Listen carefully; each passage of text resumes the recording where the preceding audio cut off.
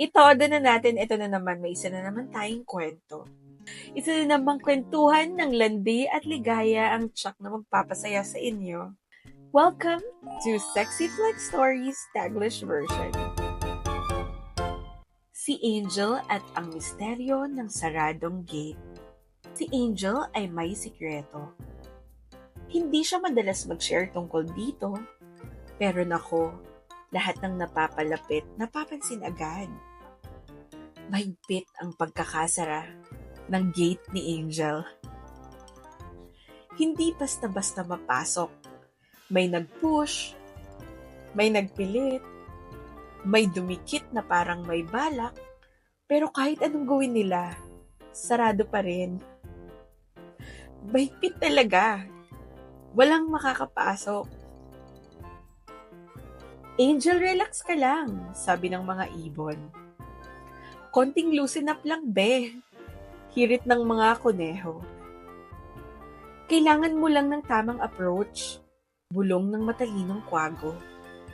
Sa bibig ka kasi huminga. At baka kailangan mo rin ng konting tulong para mas madulas. Dagdag ng malisyosong ardilya. Pero si Angel, takot. Iniisip niya, baka masakit. Baka mapunit. Baka mahapdi. Baka hindi niya kayanin. Hanggang sa dumating si Max. Si Max hindi nagmamadali. Hindi nanggigil. Hindi nagpilit na parang may hinahabol. Swabe lang. Marahang lumapit. Nagkwento-kwento. Hinayaan si Angel na mag-relax. Isang araw, ngumiti si Max. Angel, hindi mo kailangang pilitin ang sarili mo. Napakurap si Angel. Talaga? Tumango si Max. Oo, pero pag ready ka na, baka maramdaman mong masarap pala. Napaisip si Angel. Pero paano kung masakit? Tumawa si Max. Kaya dapat dahan-dahan. At syempre, gumamit ng pampadulas para mas madaling buksan. Huminga ng malalim si Angel. For the first time, hindi na siya natakot.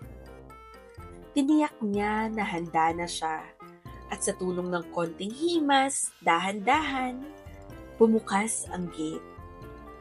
Hindi masakit, hindi mahapdi, sakto lang.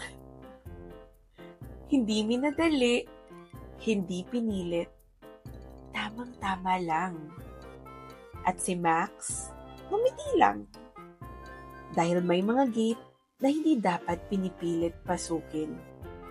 Dapat magpaalam, dapat iniingatan, at dapat binubuksan lang para sa tamang tao at sa tamang paraan. Aral ng kwento. Ang tamang tao, hindi yan maninira ng kandado. Siya yung magpaparamdam sa'yo na gusto mo nang magbukas.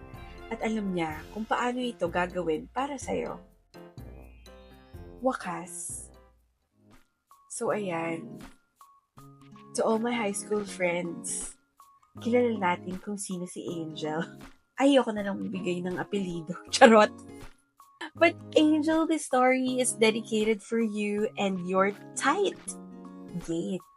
Natapos na naman ang isang kwentuhan ng landi at ligaya na may halong pang-aakit. Mag-follow ka na para sa mga susunod na nakakabaliw na episodes na hindi mo alam kung papaniwalaan mo o pagtatawanan mo. At abangan mo baka ikaw na ang susunod na bida.